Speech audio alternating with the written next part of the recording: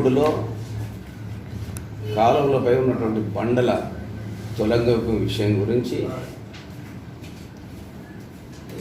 MLA గారు, commissioner గారు మరియు వైఎస్ఆర్సీపీ పార్టీకి చెందిన నాయకులు వివిధ రూపాల్లో వివిధ వివరణలు, విమర్శలు చేశారు. వాస్తవంలో బండలు తొలగించి దాదాపు ఇప్పుడు 20-25 రోజులు అయినట్టుంది. అక్కడి వ్యాపారస్తులు మమ్మల్ని రమ్మని అక్కడుండే వాస్తవ విషయాలను పరిశీలించమని కోరినప్పుడు నేను, ప్రవీణ్ కుమారు, ముఖ్యాలు వెళ్ళి అక్కడుండే వాస్తవ పరిస్థితులను పరిశీలించి మీడియా ద్వారా కమిషనర్ గారికి ప్రశ్నించినాం. కమిషనర్ గారిని వాస్తవంలో మేము ప్రస్తావించిన సమస్యల గురించి మాట్లాడకుండా శాసనసభ్యులు, కమిషనర్ గారు, వరిగూడో రెడ్డి సమాధానాలు కానీ వివరణ ఇచ్చినారు, కానీ మా సమస్యలకు సమాధానం లభించలేదు. మా ప్రశ్నలకు కానీ మా సమస్యలకు కానీ అక్కడుండే వ్యాపారస్తుల ప్రశ్నలకు, బాధలకు కూడా ఎటువంటి సమాధానం లభించలేదు. మేము అడిగింది 3 ప్రశ్నలు, 3. ఒకటి, బండలు తొలగించేటప్పుడు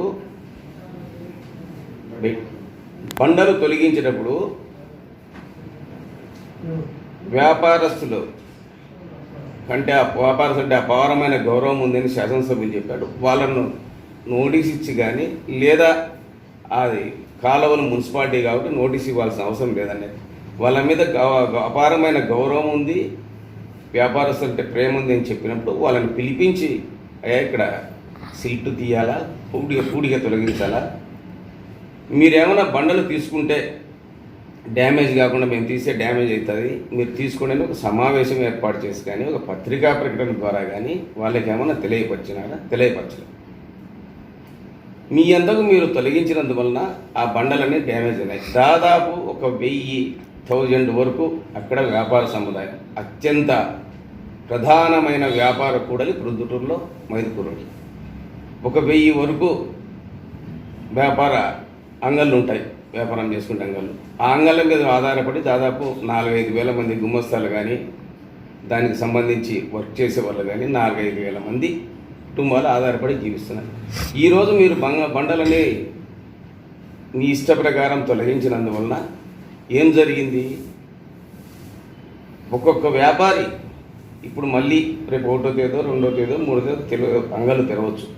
ఒక్కొక్క వ్యాపారి 4 నుంచి 5,000 వరకు 5,000 వరకు డబ్బు ఖర్చు పెట్టి బండలు కానీ తన వ్యాపారం షాపులోకి, వ్యాపార అంగడిలోకి పోయేదానికి దారి ఏర్పాటు చేసుకోవాలి. కానీ మీరు వాళ్ళకి అవకాశం తీసుకునేదానికి అవకాశం ఇవ్వకుండా వాళ్ళకు నష్టం కలిగజేశారు. దీని గురించి ప్రశ్నించారు. రెండవది, కనీసం బండలు తొలగిస్తున్నారు, వెరీ గుడ్, మేము కూడా ఒప్పుకుంటాము. సిల్టు తీయాలా, 1000 ట్రాక్టర్ల సిల్టు తీసినామన్నారు. 1000 ట్రాక్టర్ల సిల్టు తీయడం మంచిదే. దాన్ని కమిషనర్ గారిని, శాసనసభ్యుల్ని, మున్సిపల్ సిబ్బందిని కూడా మేము అభినందిస్తున్నాం ట్రాక్టర్ల సిల్టులు. కానీ షాపులు ఉన్నాయి, ఒక షాపు 10 అడుగులు, కనీసం అంటే 10 అడుగుల వెడల్పు ఉంటుంది. ఒక 2 అడుగులో 3 అడుగులో షాపులోకి పోయేదానికి దారి పెట్టి మిగతా బండలు తొలగించింటే మానవతా దృష్ట్యా, ముఖ్యంగా అక్కడ కొంతమంది సంసారాలు ఉన్నారు, అప్స్టేర్స్లో 1st ఫ్లోర్లో కానీ 2nd ఫ్లోర్లో కానీ సంసారాలు ఉన్నారు. అదేవిధంగా ప్రస్తుతం అక్కడ మెడికల్ షాపులు ఉన్నాయి, ఒక 10-20 మెడికల్ షాపులు ఉన్నాయి. ఆ మెడికల్ షాపులు కూడా రన్ అవుతున్నాయి. ఆ మెడికల్ షాపులకి వ్యాపారస్తులు పోయేదానికి కానీ కస్టమర్లు పోయేదానికి కానీ కొంత దారి ఇచ్చి వాళ్ళకి అవకాశం ఎందుకు కల్పించలేదు? ఎందుకు మీరు వాళ్ళకి ఇన్ఫర్మేషన్ ఇవ్వకుండా ఇటువంటి అనాలోచితమైన చర్య తీసుకున్నాయని ప్రశ్నించినా కానీ, మీరు సిల్టు తీసేదానికి కానీ, ప్రొద్దుటూరును బాగు చేసేదానికి కానీ, ప్రొద్దుటూరును అభివృద్ధి చేసేదానికి కానీ మేము ఎలాంటి ఆటంకం కల్పించలేదు. శాసనసభ్యులు గారు తన వాక్చాతుర్యంతో కానీ, తన హావభావాలతో కానీ, భాషా నైపుణ్యంతో కానీ ఈ సమస్యకు, మేము అడిగిన సమస్యలకు పరిష్కారం తెలియకుండా అతను ఒక చక్కటి సమాధానం ఇచ్చాడు. నాకు వ్యాపారస్తులు అంటే అభిమానము, ప్రేమ, గౌరవం అని. కానీ ఈ సమాధానాలు వ్యాపారస్తులను కానీ, వాళ్ళ కష్టాలను కానీ, అక్కడ ఉండే కష్టపోయే కస్టమర్స్ సమస్యలను కానీ, అక్కడ ఉండే సంసారంలో ఉండే వ్యక్తుల బాధలను కానీ తొలగించలేదు. శాసనసభ్యులు గారు ఏం చెప్పారు? 4వ తేదీ ఎస్టిమేషన్స్ తయారు చేశారు. ఆర్ఎండ్బి వారికి 20వ తేదీకి మేము పర్మిషన్ పెట్టాము. పర్మిషన్ వచ్చిన తర్వాత తయారు చేస్తామన్నారు. ఇది కూడా మేము అడిగిన ప్రశ్నలో మూడో ప్రశ్న ఏమిటి, మీరు ఎస్టిమేషన్స్ తయారు చేసుకొని టెండర్లు పిలిచి వర్క్ ఆర్డర్ ఇచ్చి అగ్రిమెంట్లు చేసుకున్న తర్వాత వాటిని తొలగించింటే పని పూర్తి చేసేదానికి అవకాశం ఉండేది. మేము కరోనా సమయంలో టెండర్లు జరుగుతుండే పిలుస్తున్నారు. మీరు ఎప్పుడైతే వాళ్ళని రిమూవ్ చేసిన తర్వాత టెండర్లకు ఎస్టిమేషన్ తయారు చేసుకున్నారు. ఇంకా ఎస్టిమేషన్ అప్రూవల్ కాలేదు, టెండర్ స్టేజ్కి రాలేదు, అగ్రిమెంట్ స్టేజ్కి రాలేదు, వర్క్ ఆర్డర్ స్టేజ్కి రాలేదు. ఆర్ఎండ్బి వాళ్ళకు 20వ తేదీన పర్మిషన్కి రాసినామన్నారు. మే 20వ తేదీన. అంటే బండలు తొలగించిన తర్వాత వ్యాపారాలు చేసుకునే దానికి వీలు లేని పరిస్థితులు వచ్చిన తర్వాత దాదాపు 25 రోజులకు ఆర్ఎండ్బి వాళ్ళకు మీరు ఉత్తరం రాశారు. ఆర్ఎండ్బి వాళ్ళకి పర్మిషన్ రావాలా, వాటిని తయారు చేయాలా, వీటన్నిటికీ దాదాపు 4-5 మాసాల కాలం పడుతుంది. ఈ 4-5 మాసాల కాలంలో వ్యాపారస్తులు బిజినెస్ ఎట్లా చేసుకోవాలా, సంసారం ఉండేవాళ్ళు వాళ్ళ ఇళ్ళల్లోకి ఎట్లా పోవాలా, ఎగిరిపోతారా? ఎందుకు మీరు వాళ్ళకి అవకాశం కల్పించాలా? ప్రిన్సిపల్స్ ఆఫ్ న్యాచురల్ జస్టిస్ అనే ఉంటుంది. ఏదైనా కానీ ఒక పని చేసే ముందు ఎవరికైనా నష్టం జరుగుతుంటే ఇన్ఫర్మేషన్ ఇవ్వండి. శాసనసభ్యులు చెప్పారు, అది మున్సిపాలిటీ కాలువకు మేము ఎందుకు నోటీస్ ఇవ్వాలని.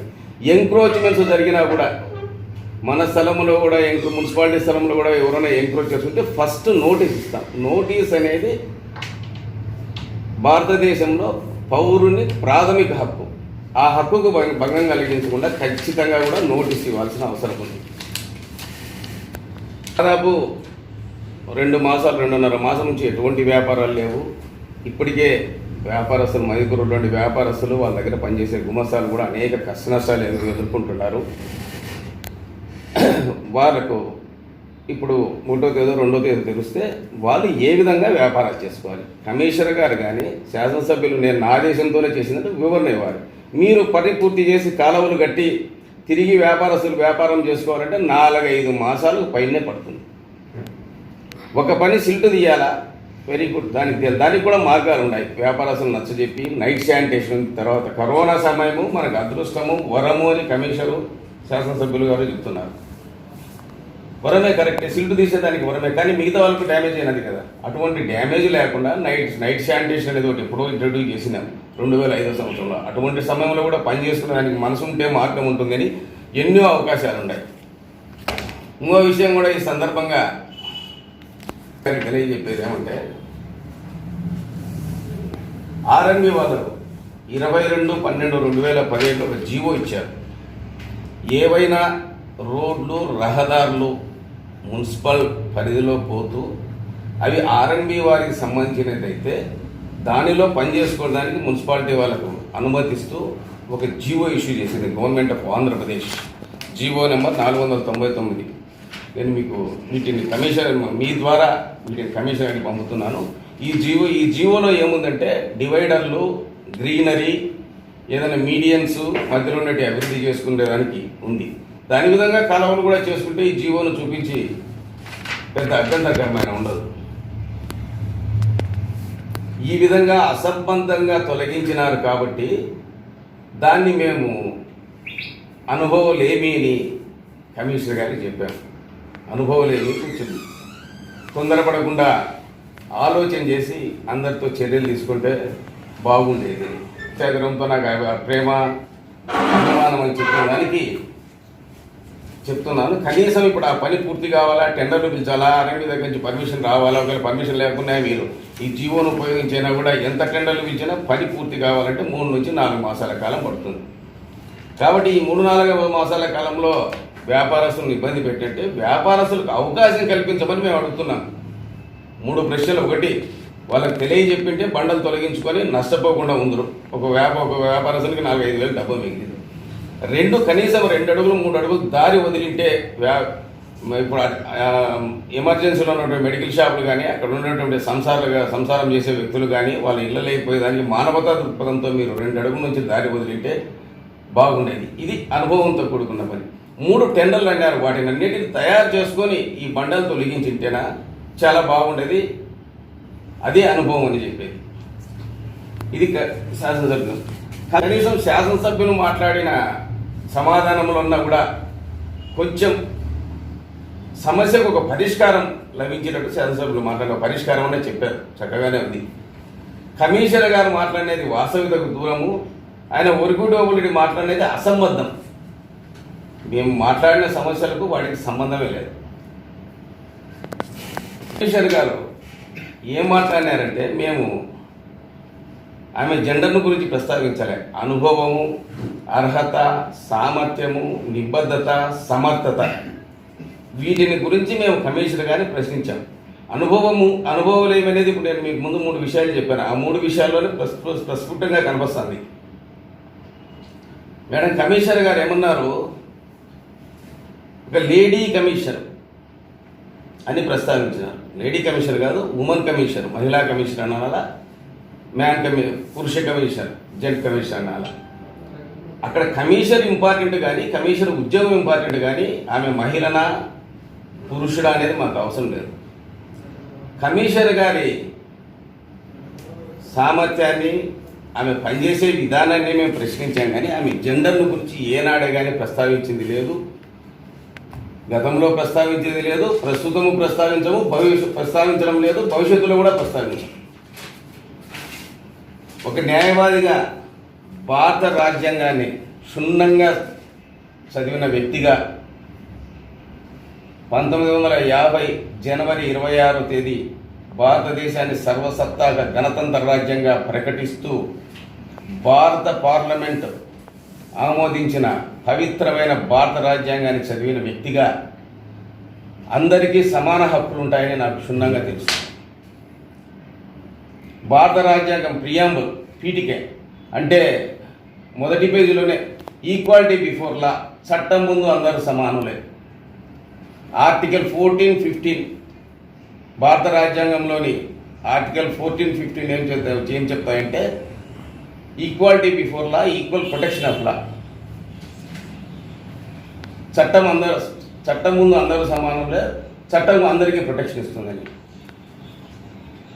భారత రాజ్యాంగం ప్రకారము జాతి, మత, కుల, వర్ణ, వర్గ, లింగ వివక్ష లేకుండా అందరికీ సమాన హక్కులు లభించినాయనేది కమిషనర్ గారికి కూడా తెలుసు. జెండర్ అంటే లింగ భేదాన్ని గురించి ఏనాడు ప్రస్తావించలేదు. మాకు ఏనాడు కూడా అటువంటి ఆలోచన మనసులో లేదు. ఆమె సామర్థ్యము, ఆమె అర్హతల గురించి కూడా మేము ప్రశ్నిస్తాము. ఆ ప్రశ్నించే హక్కు మాకు భారత రాజ్యాంగమే కల్పించింది. ఒకవేళ మేము కమిషనర్ గారి జెండర్ను గురించి 0.001% కూడా ఏనాడు ప్రస్తావించలేదు, ప్రశ్నించలేదు. ఒకవేళ మా మాటల వలన కానీ, భావాల వలన కానీ, హావభావాల వలన కానీ, మా బాడీ లాంగ్వేజ్ వలన కానీ ఆమెకు కించిత్ బాధ కలిగింటే, ఆమెను గురించి ఏమన్నా కించిత్ తక్కువగా మాట్లాడింటే మనస్ఫూర్తిగా కోరుతున్నాను, క్షమించమని. ఆమె జెండర్ గురించి ఆమె మాట్లాడకుండా ఒక మాట మాట్లాడారు. మరి ఇది ఆమెకు ఎంతవరకు సబబం? మన ఇంట్లో కూడా ఆడవాళ్ళు ఉంటారు. తనను గురించి మాట్లాడేటప్పుడు మన ఇంట్లో కూడా ఆడవాళ్ళు ఉంటారు అని ఆలోచన. ఇది పూర్తిగా అభ్యంతరకరమైన వ్యాఖ్య, అభ్యంతరకరమైన మాటలు, నిషిద్ధమైన మాటలు. దీన్ని ఆమెను వెనక్కి తీసుకోమని నేను కోరుచున్నాను. అది ఆమె విఘ్నతకే వదిలేస్తున్నాను. మా ఇళ్లలో ఆడవాళ్లకు మైదుకూరు రోడ్లో బండలు తీసేదానికి లేదా మున్సిపల్ కమిషనర్ ఉద్యోగానికి ఏం సంబంధం ఉంది? దానికి ఏమైనా సంబంధమా? మేము అభ్యంతరకరమైన వారికి వ్యాఖ్యలు చేశామా? మీరు అభ్యంతరకమైన మేడం కమిషనర్ గారు మీరు చేస్తున్నారు.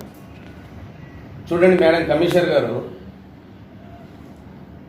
ఇటువంటి వ్యాఖ్యలు చేయడం కూడా మీ హోదాకు, మీ తెలివి, మీ విజ్ఞానానికి, మీ చదువుకు చాలా డిగ్రీలు లాంటి సబబు కాదు. సరే, ఆ విషయం మీ విజ్ఞతకు వదిలేస్తున్నాను. మాట్లాడేశారు, ప్రెస్లో కూడా వచ్చింది, వదిలేస్తాను, మీ విజ్ఞతకు వదిలేస్తున్నాను. ఒక విషయం మీరు చెప్తున్నానంటే, మీరు వృత్తిపరంగా కానీ, మీ ఉద్యోగపరంగా కానీ, మీ కమిషనర్ హోదాలకు కానీ ఏమన్నా పొరపాట్లు తర్వాత విధానపరమైన నిర్ణయంలో ఏమైనా తప్పులు దొరికితే విమర్శించే హక్కు మాకు లేదా?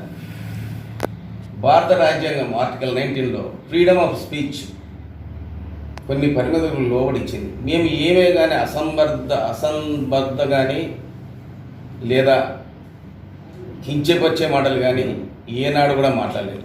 రాజ్యాంగం ప్రకారం ప్రశ్నించే హక్కు మాకుంది.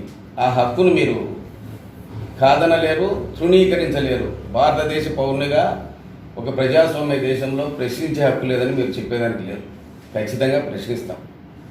ముఖ్యంగా ఈ సమయంలో ఒక్కసారి మీరు గుర్తు చేసుకుంటున్నాను, అమెరికా ఉద్యమ హక్కుల కాడు మార్టిన్ లూథర్ కింగ్ ఉన్నాడు. ఆయన మాటలను గుర్తు చేసుకుంటున్నాను. నన్ను అరెస్టు చేయొచ్చు కానీ నా వాక్కును నేను ప్రశ్నించే శక్తిని కానీ నా ఆలోచన విధానాన్ని కానీ అరెస్ట్ చేయలేన్నారు. ఇదేమి చెప్తున్నాను నేను. మమ్మల్ని మీరు నిన్నటి దినం ఏం చెప్పారు? మీరు ముఖ్తియార్ ఫోన్ చేస్తే మీరు నన్ను విమర్శించినారు. నేను పని చేయలేను, నాకు సమర్థత లేదని చెప్పినారు. కాబట్టి ఇప్పుడు మీరు నాకెందుకు ఫోన్ చేస్తున్నారు అని ఫోను కట్ చేసి తర్వాత కూడా 2-3 సార్లు ఫోన్ చేసినా కూడా ముఖ్తియార్ ఫోన్ తెలియదు.